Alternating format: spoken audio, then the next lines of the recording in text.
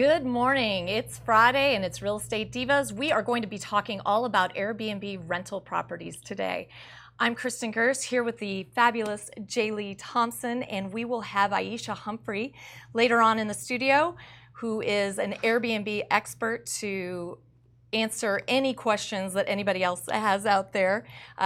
Stick around, we'll be back in just a moment. Propelio TV is sponsored by Noble Mortgage and Investments, Batch Skip Tracing, Think Multifamily, CreativeCashflow.com, and Lifeonaire.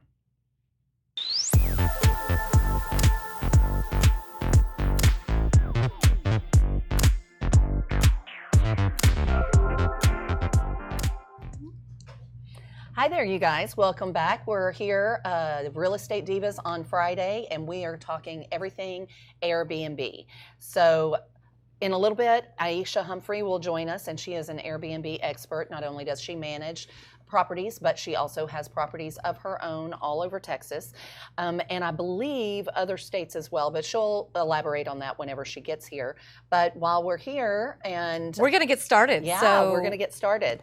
So most people are familiar now. The first time that I ever talked about this on air, it was still pretty new, but now most of us, I feel like, most everybody I know has stayed at an Airbnb. Correct.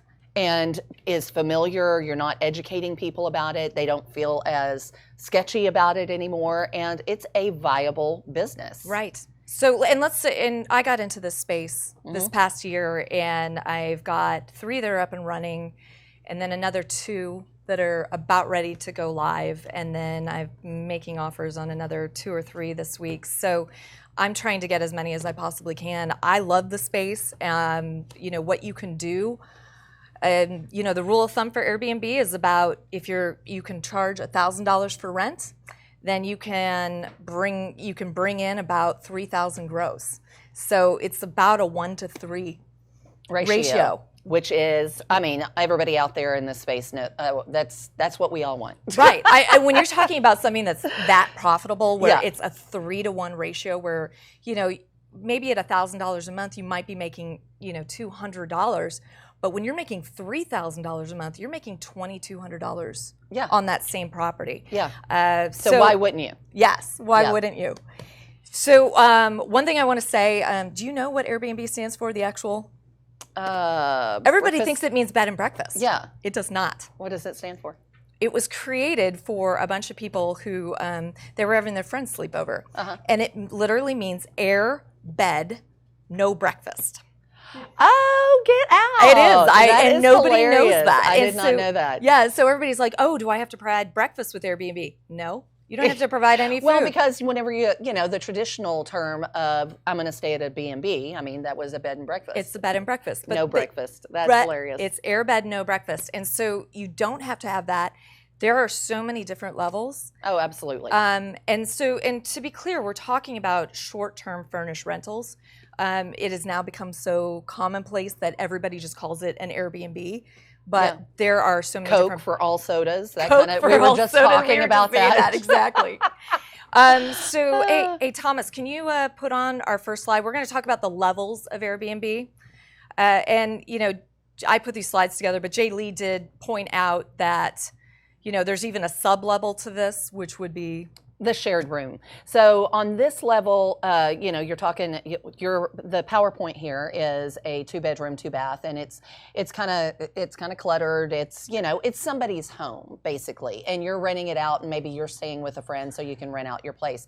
But places like New York, LA, all over the world now, people are renting out a back house, a room. Then they're even lower than that is the couch surfing, because there's a whole nother level for the couch surfing. And the couch surfing is, and that's not uncommon either in Airbnb. So you can even go cheaper than this. But this is all, the level 1, 2, and 3, this is all around my Airbnb. Gotcha. Okay, and the third one's mine, but it's, looking at it, so this is almost in the exact same neighborhood. Oh, okay. Okay. So, it wouldn't be, because I know how yours are finished out. it's not considered competition, but you do know what's out there. Like there are just different levels in different neighborhoods. It depends. Like everything in every real single estate. one is different. So you know, where you're thinking before of like your rental property, where you're doing a long-term rental, it's all about location. Yeah. Not so much about finish out. But with here, you're talking about you can greatly get different prices per night. In the exact same area. Exact same area right next door. And so it really depends on what you want to do and, you know, what you're offering. So level 1, yeah, I mean, look at this. We've got, you know, some sketchy bathroom products there on the counter, total clutter. This is probably someplace that somebody lives. Yeah, I mean, that's absolutely like I was just saying, somebody lives Possibly. there. They lease it out, you know, on the short-term rental, and they go and stay with a friend. Well, yeah, and at $52 a night for a 2-bedroom, 2-bath, that's cheap. I mean, it's just cheap. You can't get a hotel room for that. I mean, you almost can't rent that in this area. So, you know, but a lot of people at this, you know, at the level 1, they're getting garage sale stuff. They're getting free stuff off of Craigslist and Facebook Marketplace, and whatever they find, they throw in there. You'll notice the bedroom. Oh, you're talking about, whenever on level 1. On level 1, if that's what you're planning on renting and you don't live there, then she's saying that that's where you're shopping to furnish the property. Correct. Yeah. Because, I mean, look at this bathroom. It's original finish out. Yep. There was no photo of the kitchen in this. So I'm assuming it's horrible. Well, it's probably pretty cluttered. But it's got, you know, it's got a stove and it's got all that stuff. And then this bed is, I mean, it doesn't get any more squalor than that. It's about prison cell level. That's a little harsh, but okay. All right. I think prison cell people are going to argue. But I will say this. Okay, so this level 1, then what we were talking about the rooms. This does give you the entire condo. Yeah. 2-bedroom, 2-bath condo for this price. For $52. For $52, which is great value. If all you're trying to do is find a place to stay and visit a city that you haven't been to, then, I mean, it's the price is right, you know. And one thing that I would want to make everybody aware of is I know whenever I was going to New York and, you know, last minute booking, I always book last minute, and sometimes I get some great deals that way, but sometimes they're harder to come by. I started looking at renting rooms. One of the things that I had, because you can read reviews on Airbnb, one thing I had to look at whenever we were talking about renting a room is they made it seem like it was the whole apartment, and it's not. Your host is living there and sleeping there with you. You know, I mean, you've got a different room, but they're staying there. And either is acceptable. So a friend of mine in Improv, she has a 3-bedroom, 2-bath house, and she rents out those 2 rooms. Yeah. On Airbnb. So you can get other things. So level 2. Level 2 goes up quite a bit. I still think they're living here. Oh, absolutely. I mean, you've got too much stuff. You've got stuff on the fridge. You've got stuff in the corner, you know, an artist or somebody lives there. You know, you see like the artist stuff. So, and here's another example. There are no professional photos. One tip for people wanting to do Airbnb and get their stuff listed: use professional photos. Like it's the cost of $150 or $200. Yeah, and it's nothing. And the difference in what you're going to get from level 1 or 2 with no professional photographs to, you know, a level 3 with professional photographs is huge. Well, and not only that, as we all know, anybody that's booked an Airbnb or booked, you know, on VRBO or any of the different platforms, you may be booking. I know when I was booking it this summer and we're going to New Zealand, that's all I have to go by. You know, I don't know the area. I don't know what it looks like. All I have are the pictures, and the better the pictures, the more likely I'm like, yes. Well, I will take that one. Right. And I mean, also looking, I mean, there's still clutter. I mean, you're looking at all the paint stuff in the corner. You're going to be staying there. And this is for the entire thing, and the host won't be there, but you've still got that paint there. So, I mean, you probably think twice before bringing kids into that or a pet. I don't know.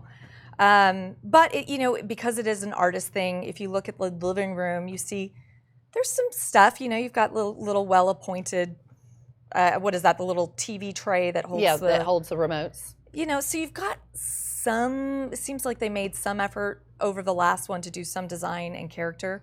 And it's cute.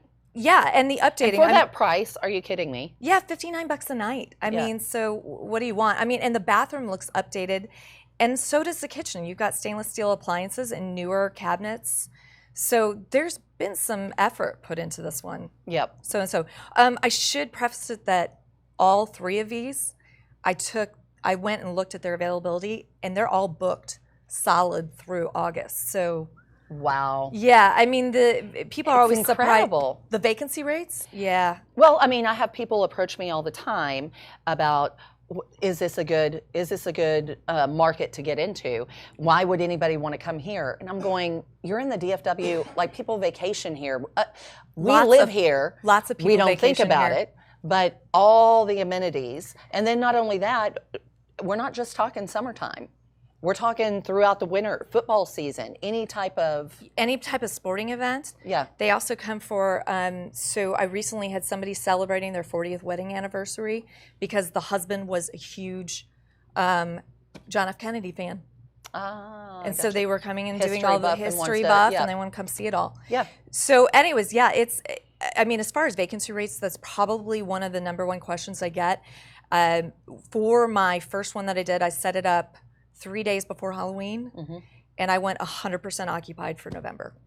Wow. I'm usually short. The worst month I had was January, and I think I was not booked 6 nights out of January.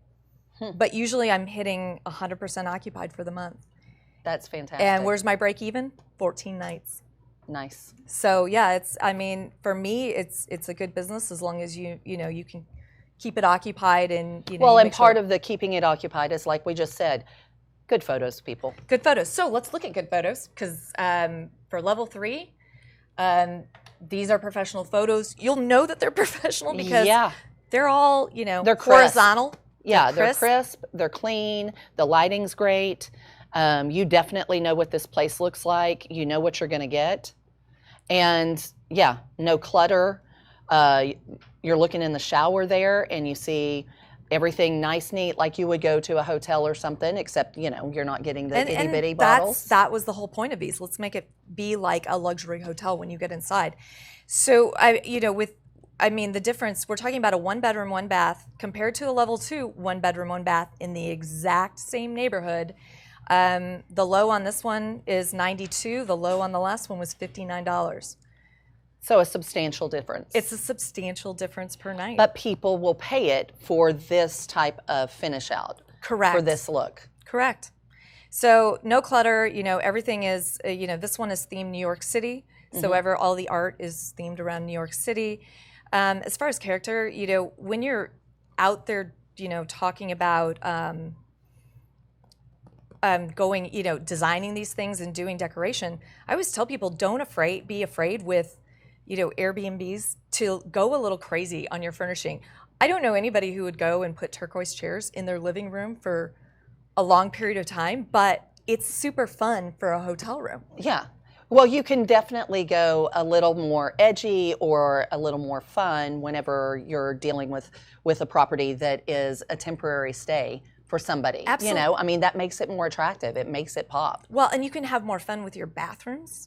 Because, think about, one thing I love is going to restaurants and seeing what they did with their bathrooms. Yes, I do too. That's one of my favorite things. I know. Yeah. And restaurants do such a great job, and they're fun, and there's nothing, there's nothing, safe about it. And people are like, well, I love this, but do you want to put it in your house? Well, do you want to spend the money and it's going to be long term? Like for 5 or 10 years. Hey, Aisha's here. Yay. Hey. So, you're just coming in. We've kind of gone through different levels. We're just talking about the different levels and showing a PowerPoint of some of the finish outs and stuff. So started there. Okay. Just, going through and there. Okay. So, there's one more thing I want to talk about. Okay, go ahead. Oh, no. So we're just going to introduce Aesha Humphrey real quick. Aesha Humphrey is our expert today and our wonderful guest. Not only does she manage a ton of Airbnbs, but she also has some of her own. Go ahead and tell us a little bit about yourself, and then we'll launch back into this. Absolutely. Well, hello, everyone. I am Aesha Humphrey. I own Airbnb DFW, so I own a property management company that specializes in Airbnb. I have properties throughout Dallas and Kansas City, also in Atlanta. So I've kind of branched out here lately, and it's just been an amazing, adventure with Airbnb. That is so Good. cool. Yeah. Good. Now, you also teach. I do. Okay, because I knew that I'd mentioned that to somebody, and I was telling Kristin about it, that you teach. You've got an academy that teaches about Airbnbs and starting your business A to Z. Absolutely. So that is BNB University, and basically what we do at BNB University, if you are interested in learning about Airbnb, how to be a host, or maybe you want to manage or just have, 10, 15 properties, we teach you the right way to do so. We really focus on responsible hosting, security, all of the things that will make your business sustain. And be successful. Very good. Yeah. Absolutely. Very good. Absolutely. So we're talking about the different levels, and we kind of went through, prices, and all three of these are in the exact same neighborhood, Okay. and they're completely different. So the one thing I wanted to talk about was cleaning fees. And this is mine, by the way. Okay. So thanks. And so I started with one of those, just a guy and his cousins cleaning it for $35. Oh, wow. $35 a clean. Okay. And one time I got a negative review because one cousin decided that he wasn't going to clean, and I think he just went there and drank beer and, and watched TV. It's freaking awesome. Yeah. So it's terrible. So now I use a company called Hospitality Host. I love them, but they're expensive. Okay. And, one thing he told me was, he goes, you're going to see that even if you pay a lot for cleaning and you have a $100 cleaning charge instead of, say, a $40 or $45 cleaning charge, that you're going to actually get more bookings. And I was like, no, that can't possibly be right. But it's true. It was absolutely true, because people want to see a higher cleaning fee if it's a nicer place, because they want to know that the sheets are clean. They want to know that they're not coming in dirty. Do you have that same experience? Well, cleaning is huge. Like it is the huge part of the customer experience. So you definitely want to have a solid cleaning company. I have an internal cleaning crew that they've been with me for years.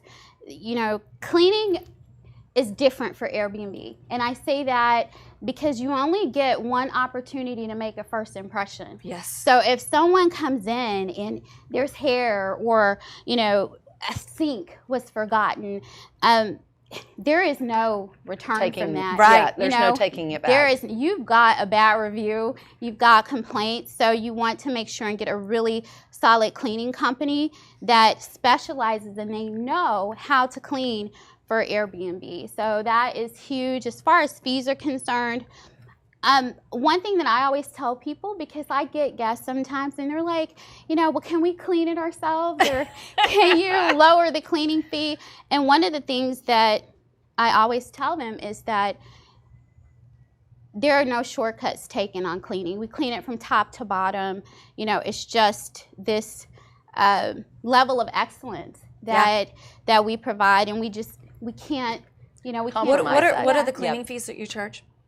Well, they vary from... Well, for say a typical one bedroom. So a typical one bedroom, you're looking at $100 cleaning fee, on up to $300 for houses that are up to 5,000 square feet. Absolutely, which makes sense. And I think if people see like this $35 or $40 cleaning fee, a lot of them are like, eh. Yeah, is it even really getting done? Is it getting all done? And that's, I realized quickly that, laundry is on top of that. And so when I was doing that, I was actually losing a little bit of money because you've got to go have laundry done. Exactly. Now, one other thing, a different angle as well, and I've seen some hosts do this, and you just do what works for you. Some hosts will build their cleaning fee into their pricing, and they will position it as, oh, there's no cleaning fee. Well, which is interesting. there is a cleaning fee. It's just they have a higher price, so it's a different angle. Okay, but that works probably for minimum stays, and that needs to be stated, because if you have a one night, your one night is going to be $200. Right. But if you have a minimum 7 nights, I can see that Exactly. Getting built working. in. I could see cleaning built in really easily. Right. Yep. Because exactly. you would never You're want, only cleaning it once. Right. You're not cleaning it 7 different times. because you would never want to just go, oh yeah, well, it's my nightly rate is, $195. It'll be a little harder to get that one Right. booked. Very true. Very true. I've just seen it done multiple ways, and different things work for different people. You kind of try and see what works for you. I like to clearly state, that this is the cleaning fee, because it can also be assumed there's no cleaning fee. Is it clean? Is it You know, so- yes. What are you doing here? Exactly. Yeah. Well, I didn't believe it when I was first told raise your cleaning fee. I didn't believe it, but I actually, my bookings didn't go down. Right. Yeah. Yeah. So, I still stayed at almost 100% occupied. Right. Right. Yep. People want a clean property, so they are willing to pay for that. So. Yep. Yeah. Well, and that's the important thing. And I think that's also what originally, whenever Airbnb and the VRBOs and all of this came about, was, well, if it's somebody's place, is it going to be clean? I don't want to stay at somebody's place I don't know, Right. Whereas now, if you've been to enough of them, then you realize, okay, one, I know what I'm looking for, and two, it's being built into this to make sure that it's clean. Exactly. Right. Yeah. Exactly. Right. Yeah. So, and then also looking at furnishings, I'm assuming you have, because you're managing for other people, you have every spectrum Oh, of absolutely. every level and half level in between. So it is I haven't tried a super, I've always renovated to the top, the absolute top that I possibly can. There's quartz counters everywhere. But it is my belief now, after just being on the Airbnb platform, that you can make money on that website with Pulse. And you can literally Airbnb anything. Yeah. Yeah. You have guests from every end of the spectrum, from your lower end, they're just looking for a place to crash, to your really high end guests that will spend $40,000 a month for a place to stay that is similar to maybe their own home. So you really can, and that's the really cool thing about Airbnb, is that it includes everyone. Regardless of what your budget is, there's something for everyone. Yeah. No, and I think that's good to know. Because even though, we were going back to, level 1 that has no art on the wall, there's It's obvious somebody's living there. live there. I'm Yeah. actually not 100% sure that somebody lives there, but it does look like somebody lives there. Looking at this, so the picture on the left, my left, Yes. that bothers Bathroom. me. Right? Doesn't it? It Yeah. bothers me.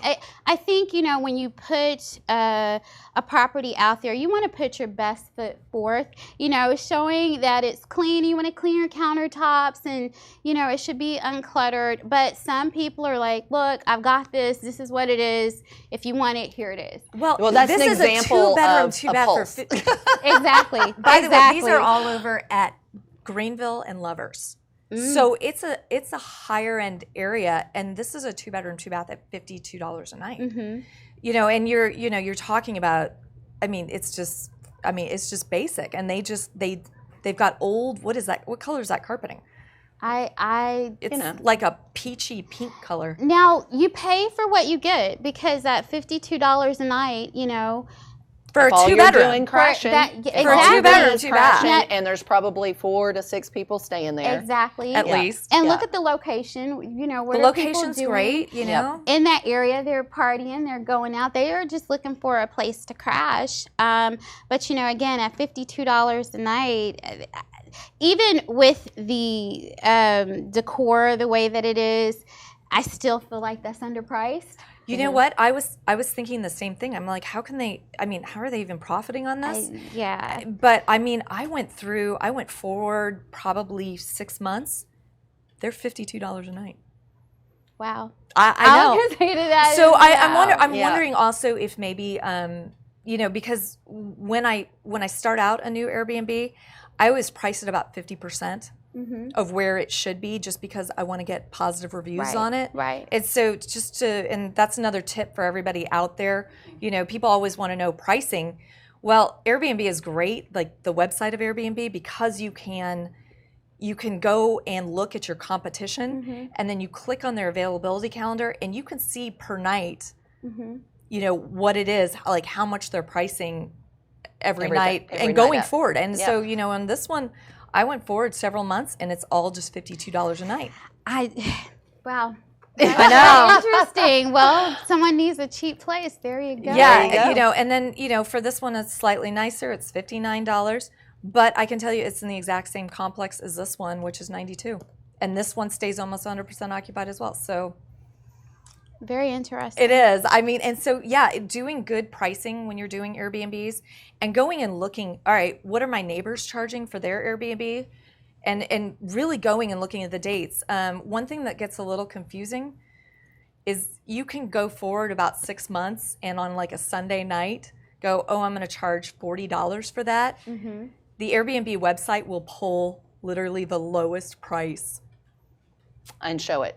off going Now, forward, and that's what they market. Do you do that when you price yours? I always tell people that to put in the exact dates, right? Because if you're just looking, it's going to pull. This is for the people renting. Right. So this is for if you're searching. It's going to pull the lowest price that you as a host has, and that is what the guest is going to see. So let's say your listing shows $50, but during the time that your guests want to stay, it's $150, and they're like, "Wait a minute! Did you just do a bait and switch? Right, Like, what's going on here?" That, you know, but it's all programmed in, depending on how far you want to have your calendar out. It's all programmed into Airbnb for that. Right. And one of the good things that you can do as a host is to put on your listing, you know, please put in your specific dates. Price ranges from this to this depending on the season, which that's normal. Of course. So and most people would know that. Same thing. Hotels do the Hotel same. prices fluctuate daily. Right. And some people don't know that, so it's good to put that out there so you don't start off on a bad foot. Because like you said, some people are like, are you doing a bait and switch? No, you know, this is my range. So it's good to explain that so they know. Well, and I feel like, wasn't there...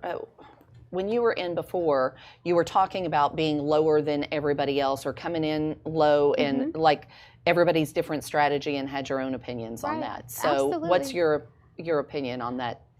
So when you start a new Airbnb, it's important you want to come in competitive. You know, you want to be competitive. Sometimes you want to come in a little bit lower because it's really important to build. You want to build your reviews, and you want to build them quickly. And it should be noted that Airbnb will not publish your reviews at all or give you or your star rating until you have a minimum of 3. Yep. It's okay. It's true. So when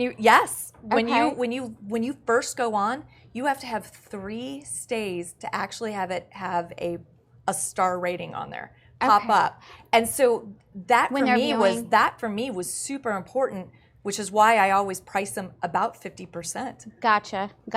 So and to clarify on that, people can still see your reviews. Like if they click on the listing, the review will show. If a guest has left your review, it will show. But you're right. It won't. The rating will not show amongst everyone else, so it's critical. It literally looks like, even if you've had 1 or 2 stays, it'll look like when people are searching that there are no reviews. Right. Which will mean it's automatically passed over.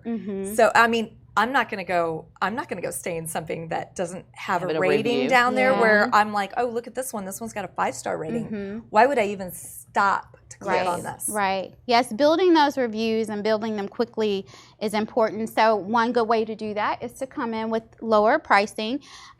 Just make sure that, you know, if you're pricing it really low in the beginning to build your reviews, that you don't have that same pricing 6 months out.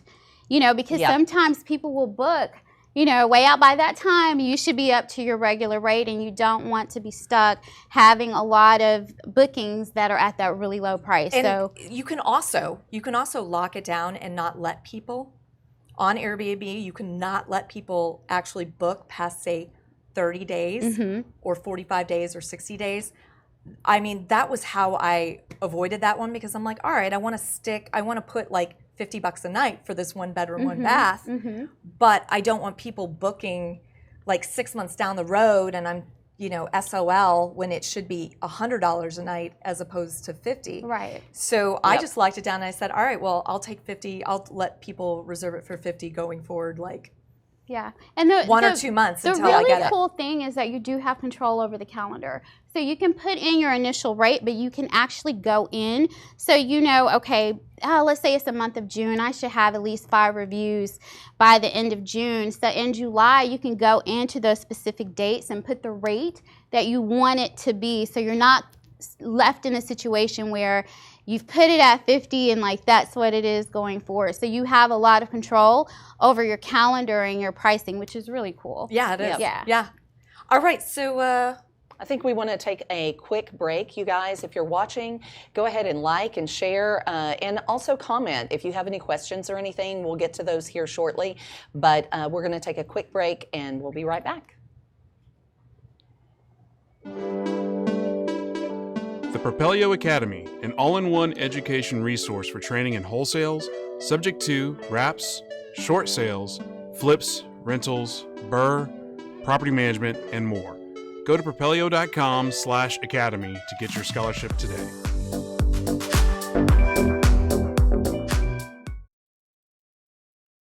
Propelio.com. What does Propelio offer?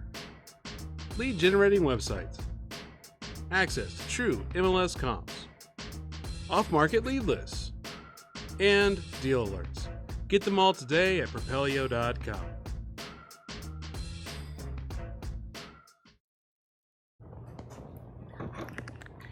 hello, welcome back to Real Estate Divas. I'm Kristin Gerst, here with the fabulous Jer'leigh Thompson and our special guest today, Aesha Humphrey.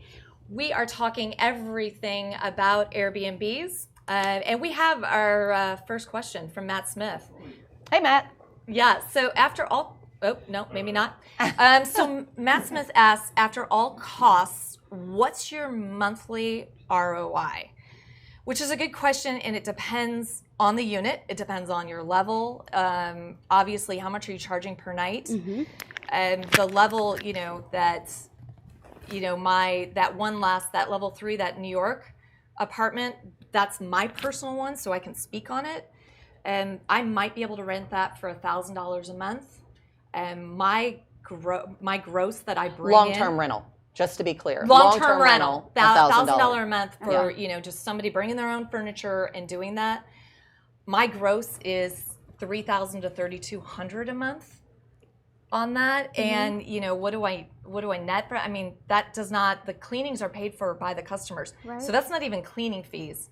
That's just maybe restocking my Keurig because I do offer a huge line of Keurig and I keep it stocked, or I do have beers and sodas upon arrival. So just keeping those items stocked, toilet paper, paper towels, stuff like that. Absolutely. Well, and you said earlier, 14 days booked, you've covered your 14 days booked, even. I'm break even. So really, it's let's say that I completely net $3,000 a month. Compared to that, so I'm bringing in anywhere from $1,500 to $2,000 a month in profit. Yep. Yeah, and it can vary. It really just depends on the property.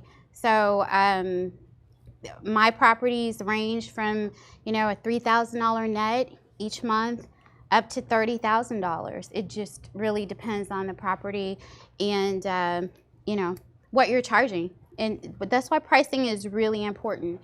Knowing those dates where occupancy in the city is really high, a lot of travelers, football season, graduations, SMU graduation is this weekend, so occupancy the availability is really low, so your pricing can be higher.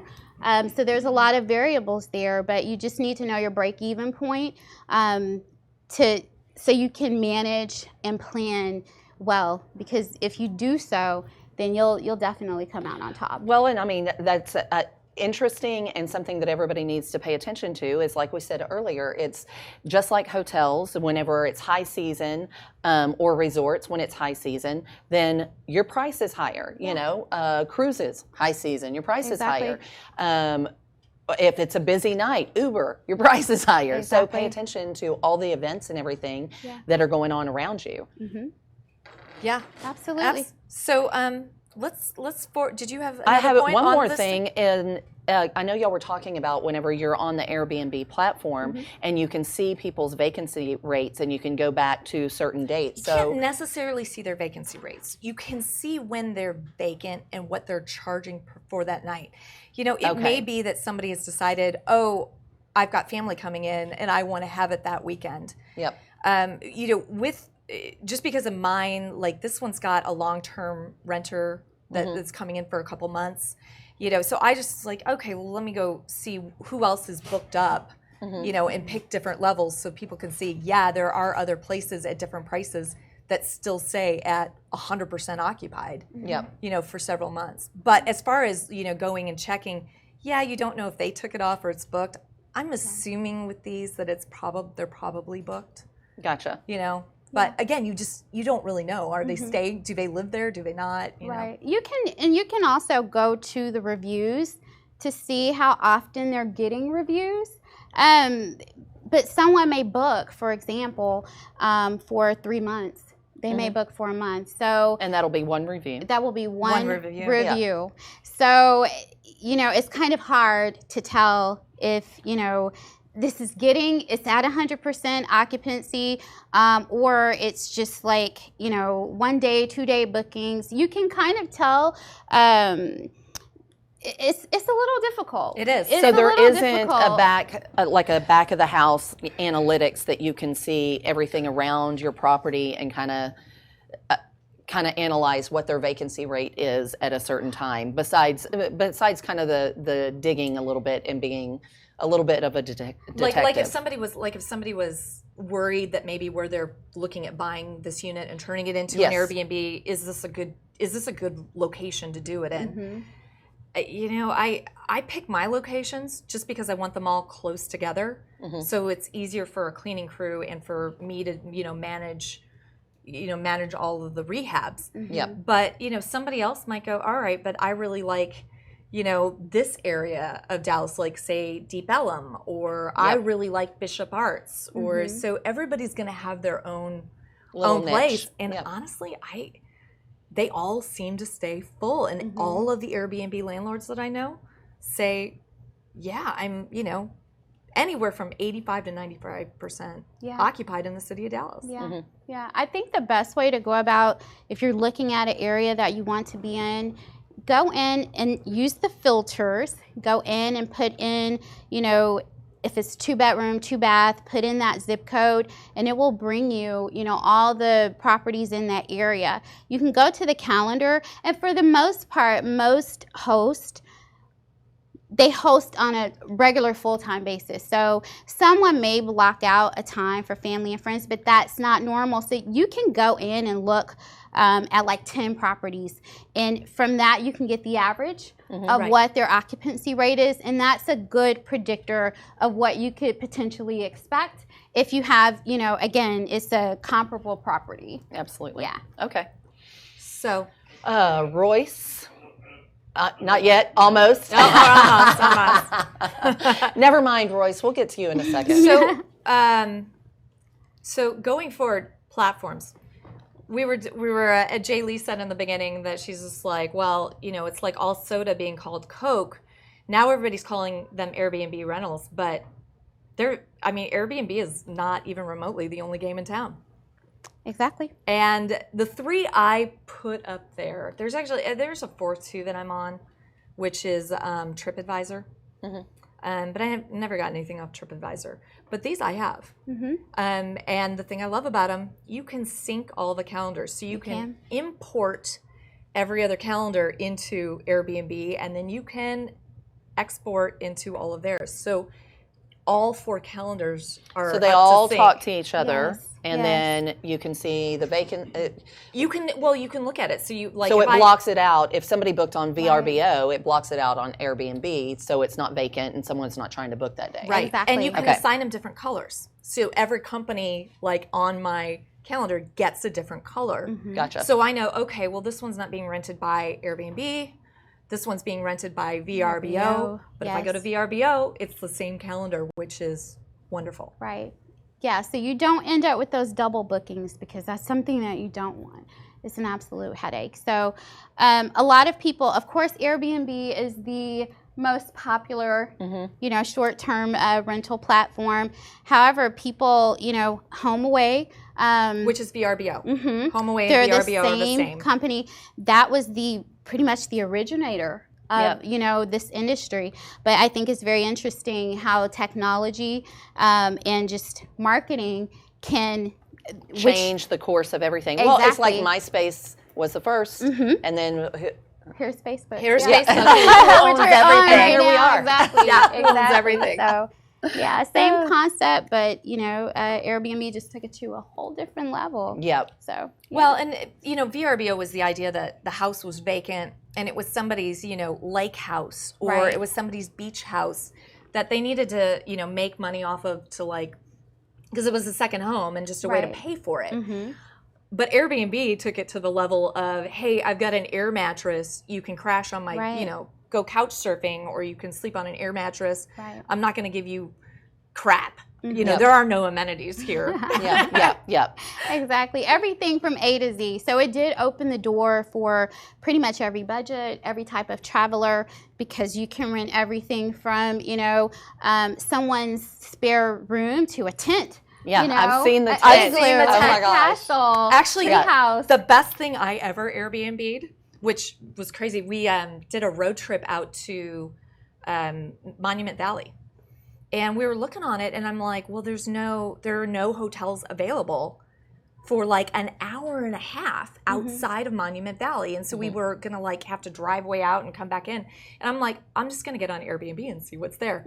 We rented on the Indian reservation in the middle of Monument Valley, like a Navajo hogan. It's called a hogan, but it's like, teepee. They're teepee. But it's like made of stone and it's round. Right? But I mean, no electricity. Yeah. Like this was their thing. Yeah. And they went and stayed at like somebody else's hogan down the street. And Yeah. And here we are in this, Indian teepee in the middle of Monument Valley, and it's Right. all off Airbnb. Absolutely. So- Well, I think that you raise a really good point. The niche and the popularity with Airbnb has to do more so about the experience. So you're coming into Exactly.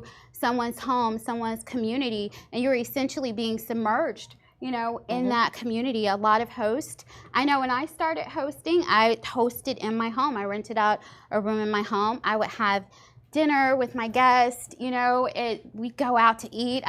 One of my closest friends, she was my third Airbnb guest, and we're like the best of friends. I That go is visit so her. awesome. Oh wait, but you she- met her. You met her as a tenant. Or as Exactly. Yeah, a guest. Yes, Yeah. she was my guest, and we just hit it off. And it's about hospitality. I think being a host, there's the investor side of it, there's a monetary side of it, but then there's also the hospitality side of it. And people that typically will rent, in their home, or myself, I go out, I meet my guests, even if they're renting an entire home, I still go out and meet them. So there's that, personal interaction that you don't get, in other places. Yeah. And the guests feel like they have a friend. They have, Somebody they can call and, hey, do you recommend? Or Exactly. anything like that. Yes. So, and I'm actually Facebook friends with like a bunch of people who have stayed. But I don't necessarily go out and meet them. But I've got everything linked. So like if somebody sends me something on one of these platforms, on Airbnb or VRBO especially, I get it texted to me, I get it through the app, and I get an email about it. So that I am, no matter what I'm doing, all of a sudden it'll pop up and I immediately respond back regardless of what it is. Everyone's hosting style is different, and that's one thing that I constantly remind people. Whatever works for you, that's what works for you. You can still be a great host and never meet your guest. I personally like to, especially in the larger homes, you know, that are very, you know, there's a lot of technical things in there. Yeah, this is how you deal with the, exactly. with the theater room or whatever. You want to give that personal tour. One, you want them to know how to use everything. I personally, I want to go over the house rules. That is so important. I've told you that there's no parties or events, you know, via the messaging app, but now I'm telling you in person, there are no parties or events. Do you understand?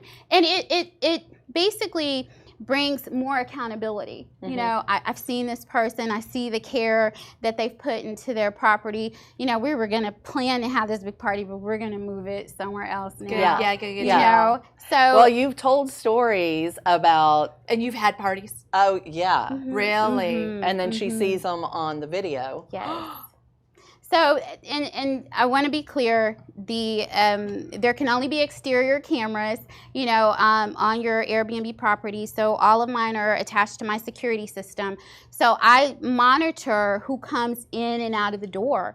There's also sensors on the door. So at 1 o'clock in the morning, my phone will go off if there's a bunch of activity. Now, if there are just 3 people that are supposed to be staying, but, you know, in the last 10 minutes, the door has shut 50 times, something is going on. And that's your inclination to look on the camera. That's when you're like, okay, I'm going into mama mode. And if it's covered, okay, that's get yourself down there because there is a party going on. There's something crazy going on. So, you know, I will say, you know, in my 5 years managing properties for my clients and my own, I've had 2 incidents, and they were thwarted immediately. And so no damages, none of that. So we're really, really proud of that.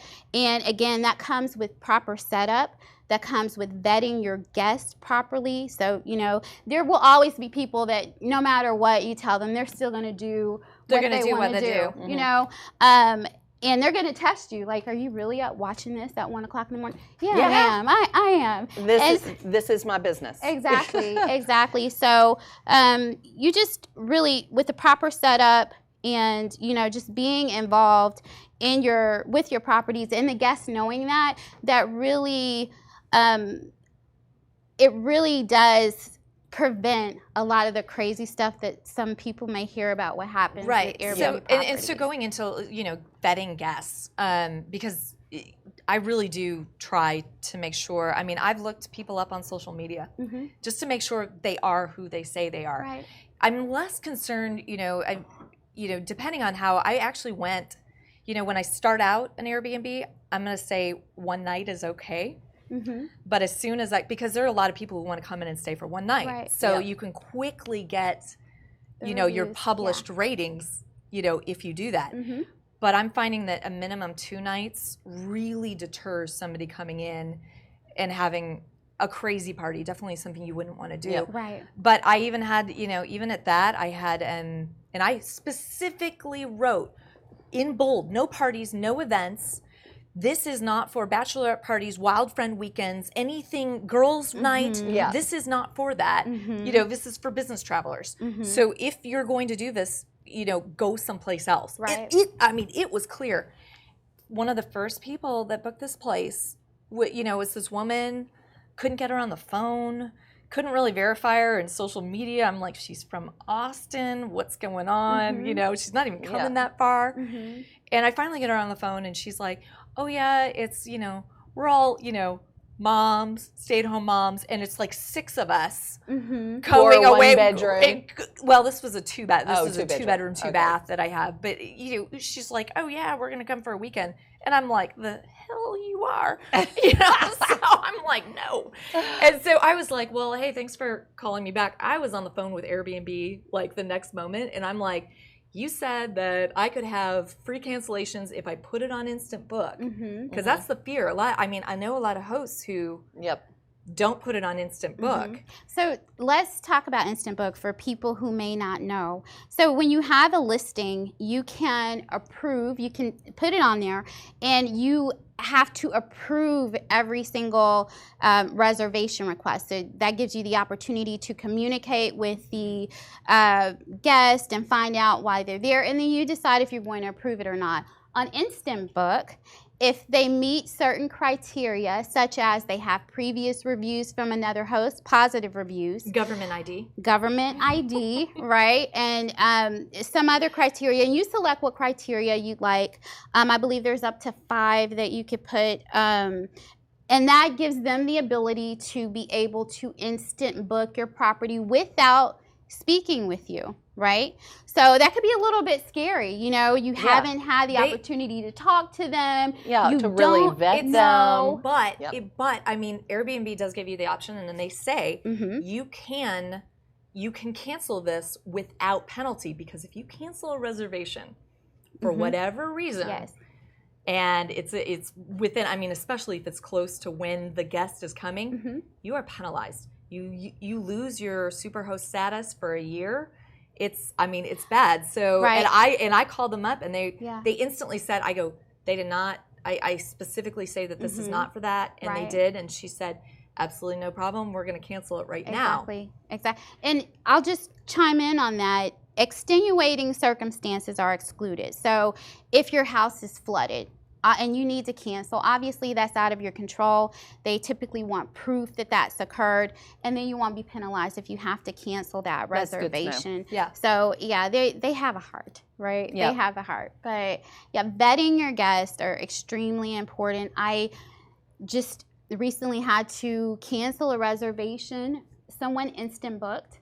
I followed up with them with questions, who's going to be there, how many guests. I require the first and last names of all of the guests that are going to be at the property. I also explicitly explain that only those listed on the reservation are allowed on the property at any time. Nice. Right? And that's very important, because people can rent and they can tell you, it's just going to be 2 of us.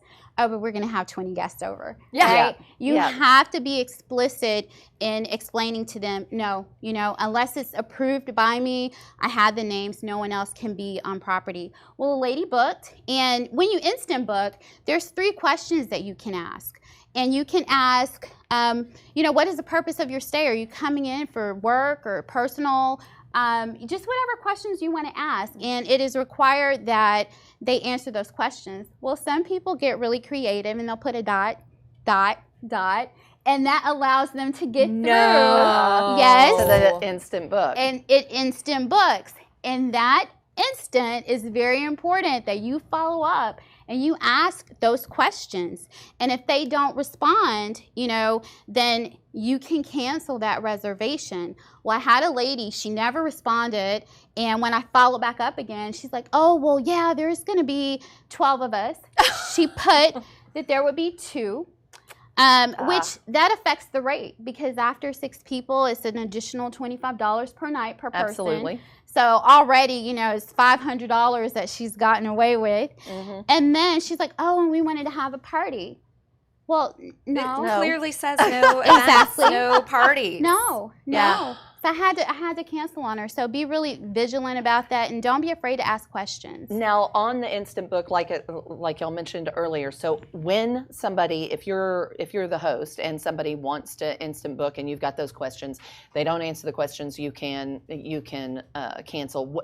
What is the time frame that that Airbnb or VRBO gives you to where you can actually cancel on them?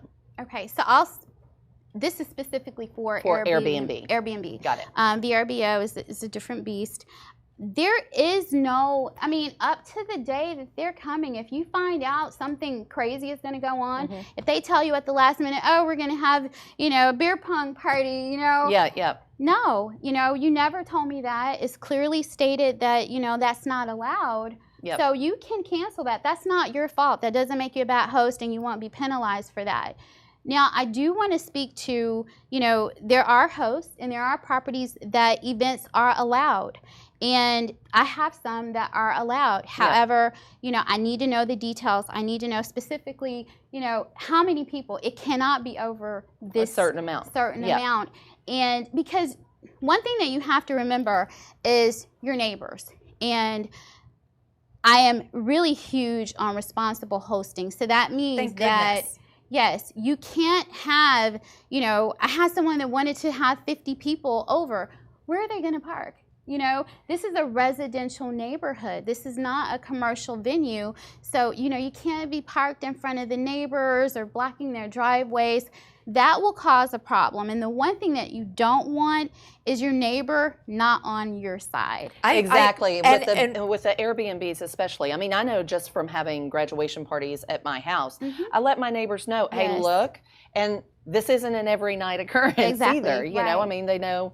They know who you are. Right. I actually, and I had problems with two of mine with my neighbors, and my neighbors were like, we don't really want this going on. And I've completely switched them from, an Airbnb nightly thing to a long-term corporate rental.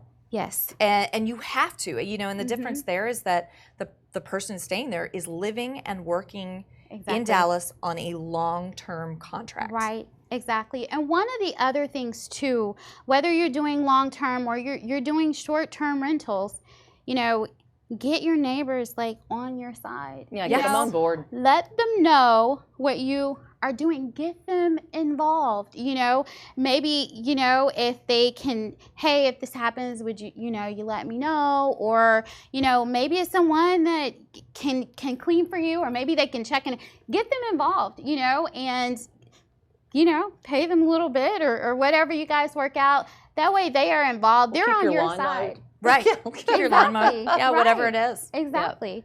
So there's lots of ways to handle people that don't like Airbnb. You can convert them, trust me. Some of them don't understand the concept. They think these are just strangers off the street that have not been, vetted. Background checked. Right, exactly. Have no idea. And that's so far from the truth. So educating people about, the sharing economy, in general, specifically short-term rentals, will really help people understand and embrace this beautiful beautiful thing, this wonderful Exactly. So we're going to segue to a break really fast. Please like, comment, share. We're going to be right back. We're going to talk about automation. And there were some questions. I know there's questions, and we'll get to the questions in the end. I'm sure, if you've come up with another question, send it in. We'll be answering them live, and then all three of us will be back during the week if you are watching the replays or on YouTube, and we will answer all of them. If we don't answer during this show, then we'll answer afterwards. Yeah, absolutely. So we'll be right back. The Propelio Academy, an all-in-one education resource for training in wholesales, subject to wraps, short sales, flips, rentals, BRRRR, property management, and more. Go to propelio.com/academy to get your scholarship today.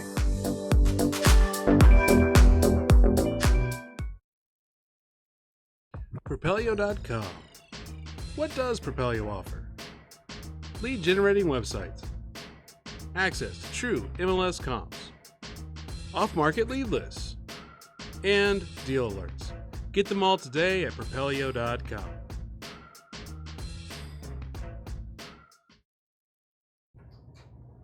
Hey, you guys, welcome back to Real Estate Divas, and we have been talking about all kinds of Airbnb, VRBO, goodness out there, lots of tips going on here. So be sure to comment if you have any questions. But I think we're about to talk about the automation, right? I know that on the PowerPoint that you put together, we've got 2 examples up here of the Honeywell and the August. Right. So all of mine, if anybody knows me, I travel a lot. And sometimes I'm out of the country for 4 to 6 weeks at a time. Yep. So when I was setting these things up, I knew I needed to have everything set up where I could get my guests in the door multiple ways, and I didn't have to be in Dallas, which was key for me. So one system that I found that I absolutely loved was August, and it is completely run from your smartphone. There's a keypad, so you can give guests like a punch-in code. The locks are automatic, and if you're looking at this right now, if you look under the August thing, the New Yorker, that's the level 3 that we showed. That one, what you'll do is the red will be, you'll show up at the front door. It'll say red. It'll show that either Wi-Fi or Bluetooth is on, and you literally tap that red circle, and it goes green, and the door is unlocked, and you can go right in, which is wonderful, And even if somebody's standing there and they haven't downloaded their app yet, and I'm on the phone with them, and I said, okay, well, let's just get you in, and then you can download the app once you get inside. And so I just click it, I just go boop, and they go, oh, I just heard it. And I go, yep, it's unlocked. Go in. Welcome to Dallas. It doesn't matter where I am. Right. And are these, do you have other ones that you use, or are these the?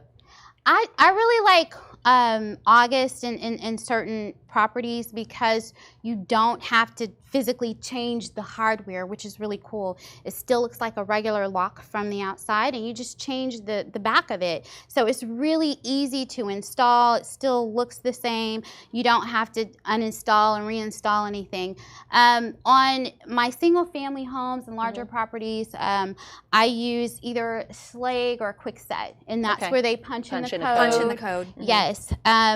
Because I have such a large amount of properties, it's really critical for me to have a whole system. So one that I use, my lock is integrated with my security system, and I can go in when I have a guest coming. I can go in and program their code. I can delete codes, and it's real time. It's their code to the door and also to the security system if they want to arm the alarm. Now, I want to speak to people that have codes because I went out on a consultation for a boutique style property. There was a large number of properties, and there was a code to each unit, but it was never changed. It's the same code. You have to change your code after each guest. Well, and it is safety, it is security. You are responsible. So if someone has that code from 3 months ago and decides to come in, not only, could they, if no one's there, they can take your things, but also you have to protect your guests. So those codes have to be changed each and every time. And one reason why I love August, I have it linked to VRBO and to Airbnb. So as soon as they confirm a reservation, August sends them an email with directions to download their key onto their smartphone, and that key is only good from the time they check in to the time they check out, and it is specific to that reservation. Exactly. I don't have to do a damn thing, and that's the best part of it. That is awesome. And I mean, it's hands off, and right. And it also comes integrated with the doorbell cam. So, and I have the doorbells actually turned off because they're annoying, like if people are just, constantly pushing them. But if somebody presses it, it might be on silent, but I get an alert on my phone and I can look at it and see, all right, who's ringing a doorbell to get in? And all of the doors, of course, as you said, are unopen and shut. Notifications. I do have all quickset locks just in case I do need to rekey them easily. But and I also use Quickset. We haven't really touched on it, but I have a hospitality closet in every single one of my units. And it's usually like the hall linen closet. I'll convert to that. But what I do is I put a deadbolt on it, and it is the Quickset, just punch. It doesn't have to be, it's only for the cleaning crew. And so I say, all right, well, this is just set to one code. The nice thing is it's cleaning crew, so you really don't have to change that number. Exactly. Yeah, you're not giving it out. I'm not giving it out to the guests, people. because it's filled with like beer and soda and exactly. clean toilet towels paper. and toilet paper and Yes. That and I think it's very important to lock your things away, your supplies, because while most guests are great, you know, some people do like to run off with toilet paper and, you know, it's shampoo and conditioner and those things, you know, while funny, it adds up. And so you really have to, you know, protect your inventory, because those little things over time, especially if you have multiple properties, it adds up and it can be a big chunk of money. Well, and I have listed in my house rules, because all of my bath products are L'Occitane en Provence. So it's $150 for 4 bottles. Exactly. And that is expensive. I mean, somebody stays 1 or 2 nights, you know, and they decides to steal those, that's a bad thing. I literally have it printed all over my house rules in the introduction, and it says, oh, I've got these fabulous bath products. They're there for you to use. You leave them there. Exactly. And one alternative, you know, and something that I do in most of my properties, not all of them, but I have the dispensers. So it's shampoo, conditioner, you know, body wash, and you pour them in there. They can't take that. Yeah, you know? it's attached to the wall. Or you hope they don't rip it down. That would be a really bad thing. But so that really helps a lot from, you know, things coming up. Inventory point of view. Yeah. Well, as far as, okay, so the August, the one that you were talking about where you're changing the locks, and you can do that from your computer. Do you have like an automated, in that system, is it automated so that you're changing that code, or are you personally going in there and changing the code? Now in this system, I do have to go in and manually change it. So I have to go in and program. So I'll put in the guest name, the time frame that they're going to be there, and I can have it deactivate at a certain point, but I have to go in and actually delete them. The cool thing is, you know, if I have 50 reservations, I can just take some time and go in and do them all at once, and it's done, and just add on a need basis. Now I can do it from my computer. I can also do it from my app. Okay. And also, you know, when I have vendors coming to the property, just yesterday I had an AC issue, and my contractors, it's huge to get good contractors, good people that are reliable, that know you, that know your property, so you're comfortable, you trust them, and allow them into your property. So, you know, I'm disabled, I don't have to give them a code, I can remotely unlock the door. You know, they know to lock it, but I can check and see if it's locked, you know, when they're gone. So again, if you're kind of all over the place and you have a lot of properties, just having that technology and ability to be able to lock and unlock and let people in while you're away allows you to be more productive and do other things, so you don't have to be there in person. No, absolutely. And I think that's key, because I mean, you were saying you meet every one of your guests. I rarely meet a guest. Rarely. Now, do I talk to them on the phone? Yes. Do we text nonstop or email? Yes. I'm now Facebook friends with a bunch of them, you know, and I'm always, they're like, do you ever, you know, we want this for dinner, and I'm like, absolutely, like let's, because I have. I mean, I have it in the Bible, right? Every place has a Bible, and I have like, hey, here's some, you know, restaurant suggestions, and then please sign or make comments by any of them that you visit, you know, to kind of check it out, but you know, and help other people go, oh wow, everybody seems to really love this restaurant, let's go there. Right, But sometimes, you know, they're wanting something different, and so, you know, you do that. Exactly. So, and I love people. I think you do. I think that's one of the most important things for this job is it's giving really good customer service above and beyond, because you are doing hospitality. So as long as you are on, you know, you are constantly in communication and responding fast. Absolutely. Exactly. And, you know, another thing is when it comes to meeting your guests in person, like I said, I like people, but also the flip side to that is if I am leery about a situation, you know, when I meet my guest, I have them show ID when they come in, because, you know, there have been situations with, you know, somebody booked under someone else's name, a fake credit card, and I let them know, you know, I'll meet you at check-in, you know, please have your ID available so I can just verify your identity. It's these safeguards that we take that, you know, for one, it takes the ambiguity away, like they don't really know who we are. Yeah, we do. And again, it's a hospitality aspect too. And sometimes I'm not always able to be there at check-in, and it's like, you know what? I'm gonna swing by later just to say hi. I may bring some Introduce cookies, myself, you know, a whatever. bottle of wine. Yep. Yeah, and they're like, do you want to come back later for dinner? And you know what? I have. And again, I've met some just amazing people from all around the world, and I think that's the core of Airbnb, is building relationships and, just the hospitality aspect. Absolutely. Absolutely. So Matt Smith had a question about how much does Airbnb take from your room price? 3%. That is it. It's a 3% booking fee. And is that and VRBO is the same thing. I believe VRBO also has like a $345 flat fee, and that's going to depend on how many bookings. Like if you're doing, 1 to 3 months or something like that, you probably just want to stick with a 3%. But maybe not. It depends on how often you're going to be booking that property. I just like the 3%. I think it makes it easy. Right. And, that's the current price. It's always subject to change. I always, tell people that. Yep. Yeah. So you never know. Right. Exactly. Okay, Ryan, do you use services like Air DNA to determine nightly rates, competition, etc.? Okay. Okay.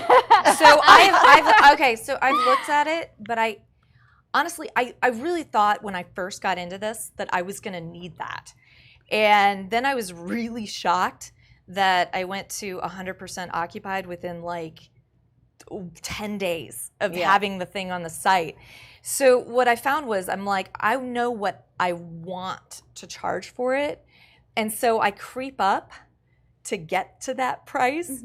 And when I notice that my bookings slow down, I back off. So I'm going to say this.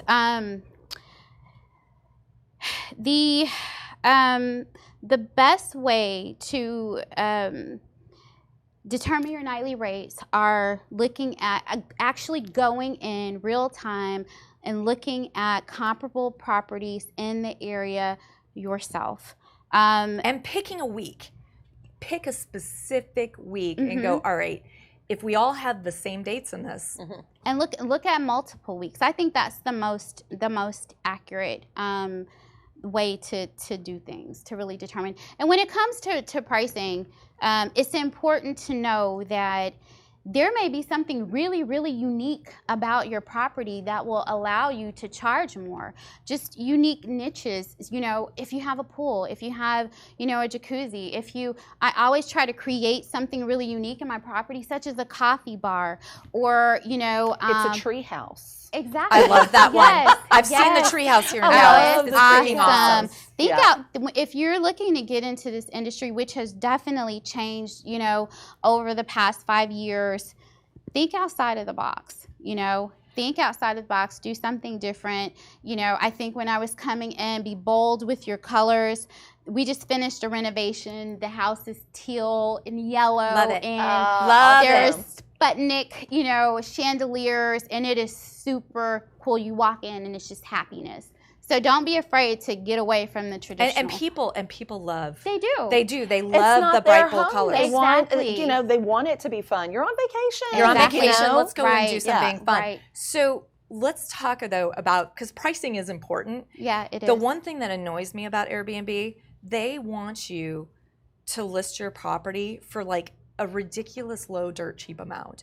And they're like, you could get more bookings in June, just charge $20 less per night. And I'm like, why would I do that when I'm at literally 95 to 100% occupied every freaking month? So why is would I this come into something this? that they do if you're looking at it from the back of the house, it's a suggestion that they give you? They love it. Right. It's a daily occurrence from them. Keep in mind that Airbnb itself, most of it is automated, right? So they are just looking at, okay, this is a 1-bedroom, it's in this area, this is the price where it will for sure get rented. Of course, it will for surely get rented at $20 a night or whatever. I agree. To the Do local not crackhead. That nightly rate. Determine your own pricing based off of the value that you place on your property, and that can be different. But if you build those reviews and they're good reviews, you can, you know, You can charge more. You can charge more. You charge whatever you want. It's all about perceived value. Yep. And value is important in those ratings that you're getting. But you know, in those first 3 examples, level 1, level 2, and level 3, those are all in the same complex. Yep. And you're talking about a 2-bedroom, 2-bath at $52 a night compared to my 1-bedroom, 1-bath, you know, at $95 a night. Right. You know, and do I get that? I do. And is there a lot more value in it? Yes, because I've got all sorts of treats. Exactly. All over it. The Alexa, Well, just like one of the yeah. places, one of them that I booked because I wanted to specifically book whenever we were in New Zealand last summer is with people because I've never been there before. Exactly. I wanted to book with Yes. somebody. So we ended up booking on a sheep farm. Oh, very cool. And So cool. she made her own delicious almond cookie. And every review mentioned these cookies that Yes. she would You're provide. like, I want these Every cookies. single review. And she had hundreds of them. And, you know, she was the 5-star host. Yes. And it was an upstairs little apartment that had 2 bedrooms. And they were also... they were like tourist guides at a couple of different places. So they had all kinds of information. Right. And looking at all of their reviews, I knew this. I'm like, I'm paying more for that one Yes. rather than down the street. But you raised such a valid point. When I just got back from Cuba or last month, and we stay with the host. And you know, when you're out of the country, maybe if you don't speak that native language, having someone that is there to help you and greet you And as a guide. monumental. Yeah. You know, the worst thing that could happen is, you know, you get to a place, you know, and there's no one there, and maybe the place isn't what you expected. I will say this, me as a on the guest side, I only book with Superhost because I know they're not going to cancel on me because they're not going to risk losing their Superhost status. Their place is verified. You know, it's solid, and you don't want to worry that, you know, you're going to get out of town and somebody, oh, oops, I forgot, I'm going to cancel. You don't want that. So you always want to book with a Superhost. I do. You know, and I went to Belfast. And I stayed with this, you know, amazing gay couple in their, I mean, very well appointed flat, which was the penthouse on this building overlooking Belfast with a hot tub. But we got there and he goes, okay, I love to take my guests on a tour of the city. Would you like to go?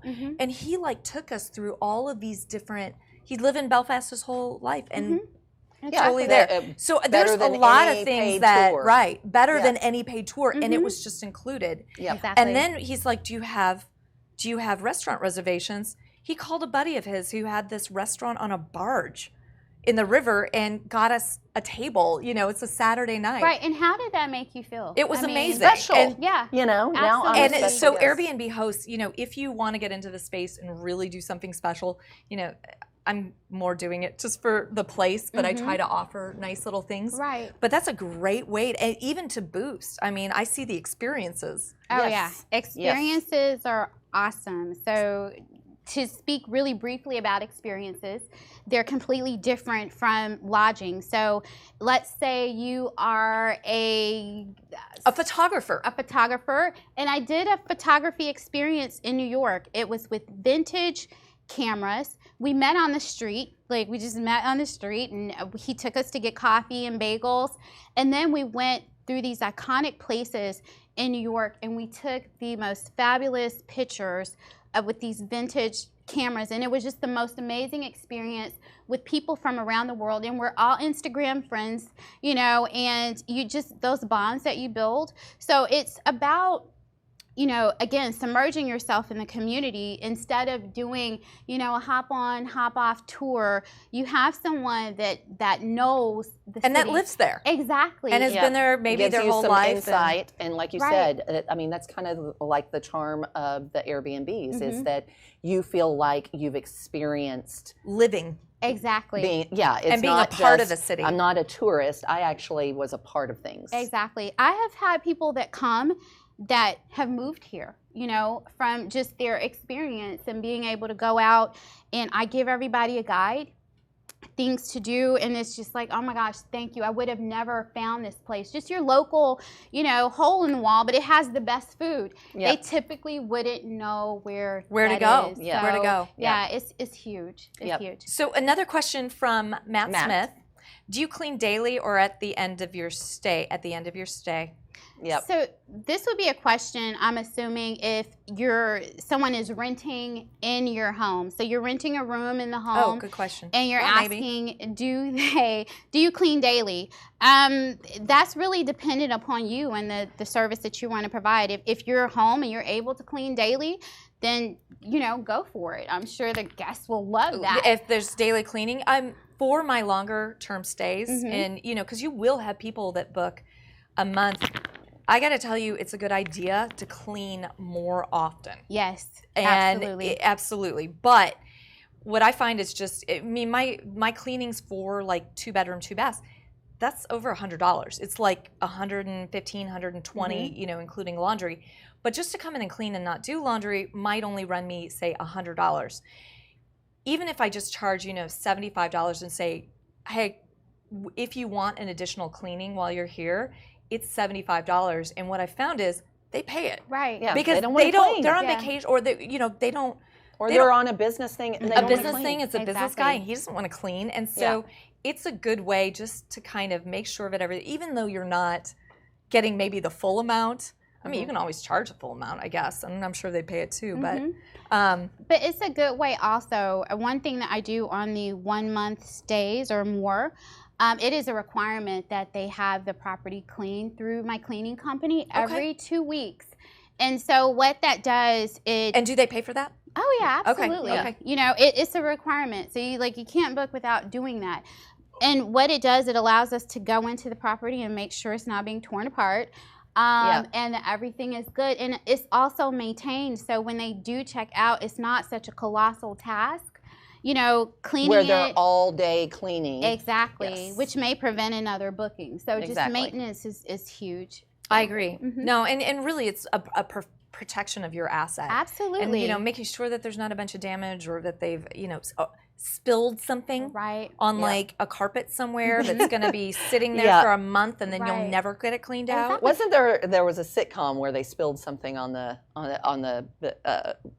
duvet or something. Didn't they like that. cover it up with like a towel? Yeah, like a towel over it. I can't remember, but and keep in mind, people's mindset and their definition of cleanliness may be different than yours. So I specifically say, hey, wash down the counters, do this, do that. You are dealing with people from all over the world, all different backgrounds. You have to be very specific. Sometimes if you please don't climb up on the roof. Well, someone may say, well, you didn't say I couldn't do that. Yeah. Be very, very specific in your house rules. On the flip side of that, I'm not going to be saying that because I don't want to give people bad ideas. Because I'm going to be telling, like, if I'm reading that thing and it says do not climb on roof, I am sure she ain't getting up on that roof. All right, Frank Spalding. Go ahead. Do y'all do better above or below $100 nightly? Also, do you go low price with a huge amenity fee add-on? Was looking near beaches in Tampa, St. Petersburg, and the prices are low, but have outrageous fees added on. I hate fees. I do too. It annoys me as a guest. Yes. So I avoided it. I don't even, I try not like even booking. to do. Yeah, I try not even to have like an extra guest fee if not needed.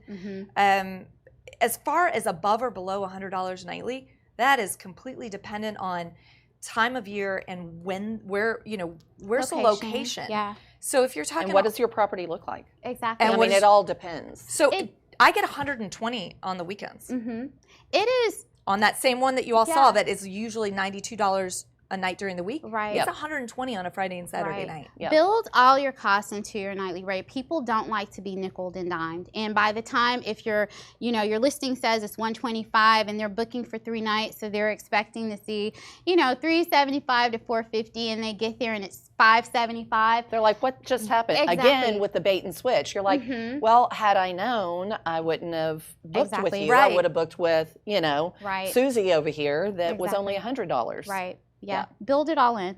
Yeah. All right, Royce, he wants, what is the best source for finding capital to fund Airbnbs? Would you recommend financing them or building capital and buying outright? Hey, Royce, leverage.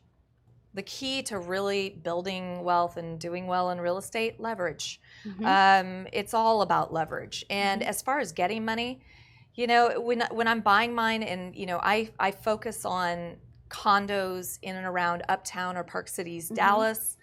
You know, and when I buy them, they're like 1970s. They've never been touched, and I literally take these things down to the studs. I'm even rewiring in most cases because the breaker boxes are out of date and there's aluminum wiring in them, and so I'm needing to completely update. And that's all done on hard money. And then once you take, you know, Airbnb and VRBO, they have financial records of every month. And so you take your financial records in and then you refinance out of hard money. Does it take a few months to do that? Yeah, depending on who's refinancing you out. Yeah, absolutely. But always leverage. I hate using my own money to buy real estate. It irritates me. Right. And you know, there are financial outlets that are now realizing, you know, the brevity of Airbnb, how profitable it is, how much money it generates. And, you know, one thing that I'm constantly presented with is, you know, there's companies out there, they will actually give you host capital. And it's super cool because you can take this host capital, it's based off of your revenue.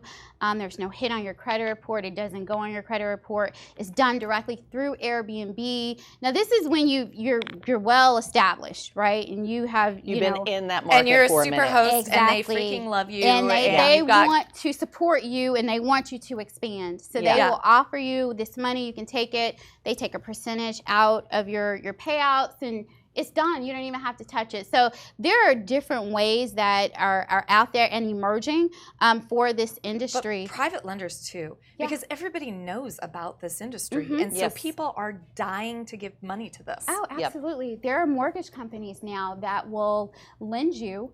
I know the first is out of Seattle. They will actually lend you jumbo loans based off of you agreeing to do Airbnb for a certain amount of time. You're kidding. Yeah. Just because they know that that's going to be like the most profitable and they're going to get their money. Yeah. Yep. This industry is not going anywhere. It's only growing. Renee Daniel wants to know what percentage of bookings come from VRBO and bookings.com. Not in comparative Airbnb. What about for you? You know, I'm going to say this. I am a huge fan of Airbnb. You need to be on all platforms, though. I am, and it's a personal choice, and I can agree with her. The reason why you do is because Airbnb sometimes blacklists guests, or not guests, hosts. Okay. So all of a sudden, if you do something wrong, Airbnb will just shut you down. Yeah, but don't do anything wrong. Don't do anything wrong. I'm not saying, but like, things happen. What were you going to say about your? What I was going to say, and the reason that I am partial to Airbnb is because, you know, of the host guarantee, which I know HomeAway and VRBO now has, but they also vet the guest so much more. You know, on HomeAway and VRBO, I get so much spam, you know, from, you know, people, and it's just, the screening is different.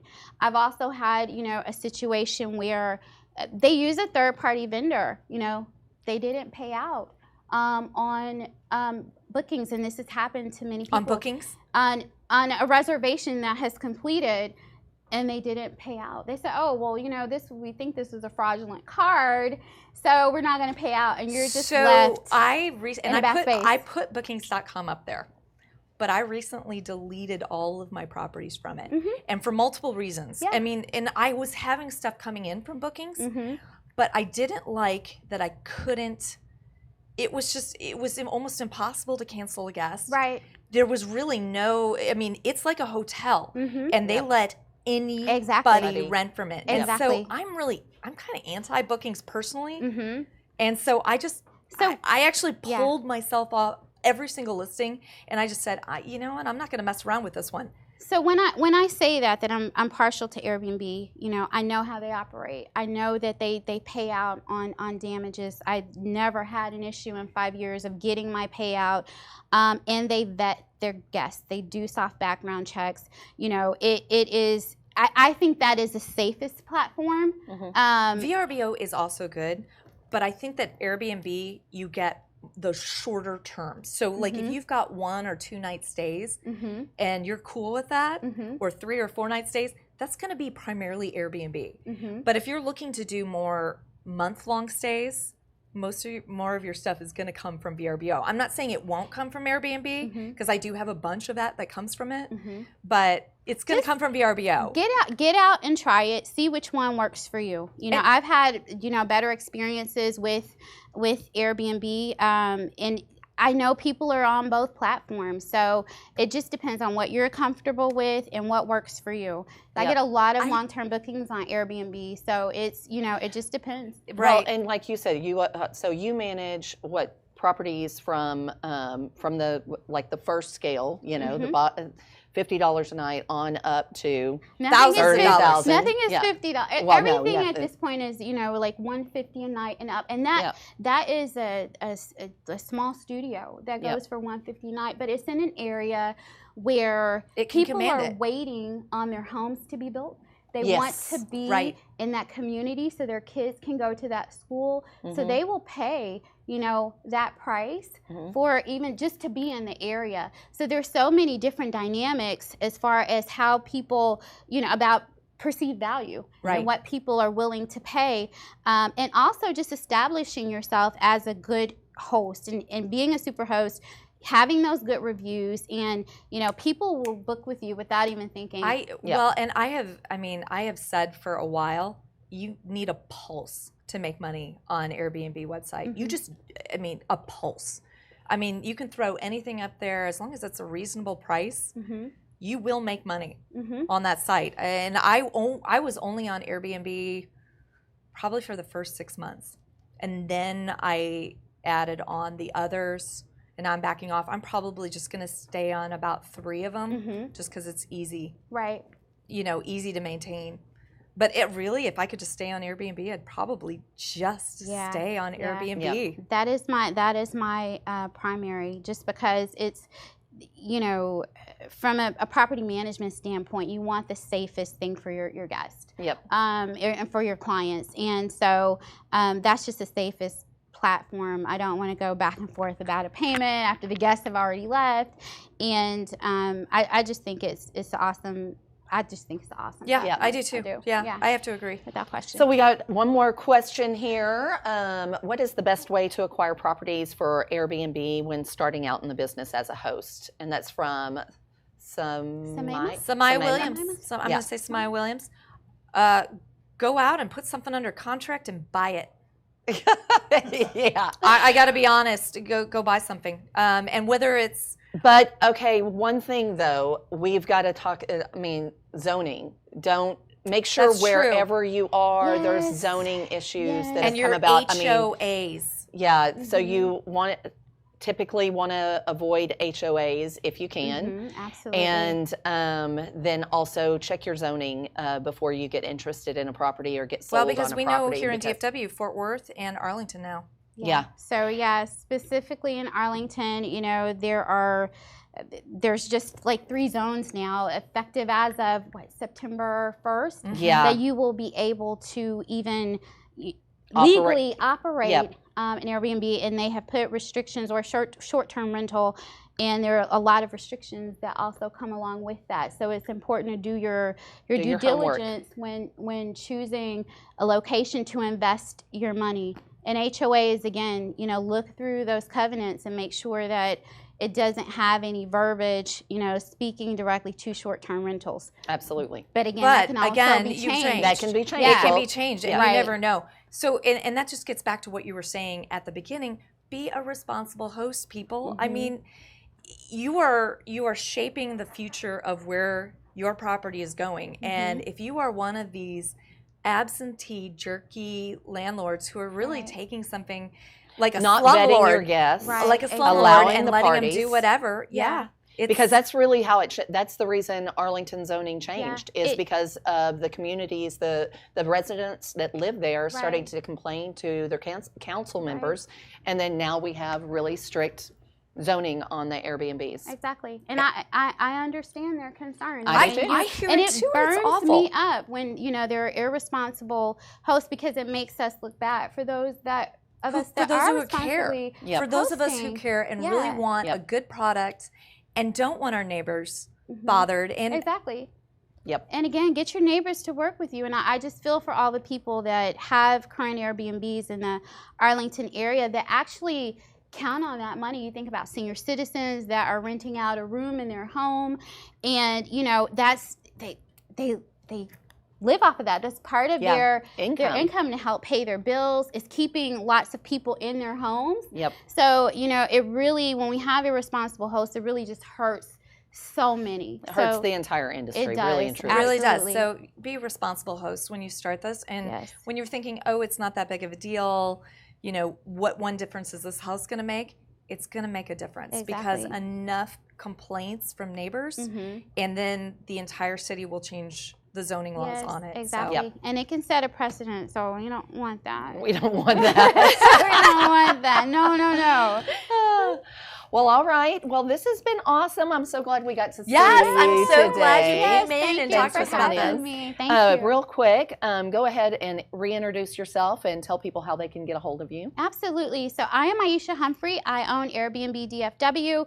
We are a property management company here in Dallas that specializes in short-term rentals, primarily on the Airbnb platform.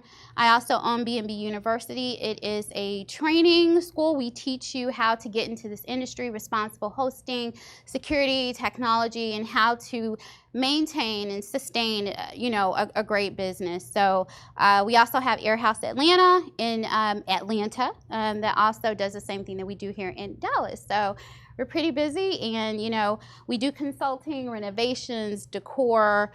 We consult expats all over the world. So our whole goal is to put hosts out into the community and the world that know what they're doing, and they're respectful of their community, their neighbors, and give a good experience. Awesome. Very good. So glad you came in. Thank you so much. And I'm Jer'leigh Thompson with Texel Real Estate Brokerage. I am the brokerage that helps propel Propelio, and if you're a real estate agent looking for a new home, give me a shout. Or if you have a listing that you want listed here soon, give me a shout. That's about it. Yeah. You can find me on Facebook. And I'm Kristin Gerst. I own Capricorn Mortgage Investments. I buy owner finance mortgage notes. If you have an owner finance mortgage note, I would love to buy it. Send it my way. You could find me on Facebook, find me on LinkedIn, on YouTube. Just put a little comment into Real Estate Divas, the Real Estate Divas fan page, and you'll find me. Absolutely. So, all right. And y'all continue to like, share, and comment, because we will be answering questions after this show. If you're replaying and you're seeing it for the first time, a week from now, we'll still be checking back. So y'all have an awesome weekend. Bye. Thanks for joining us.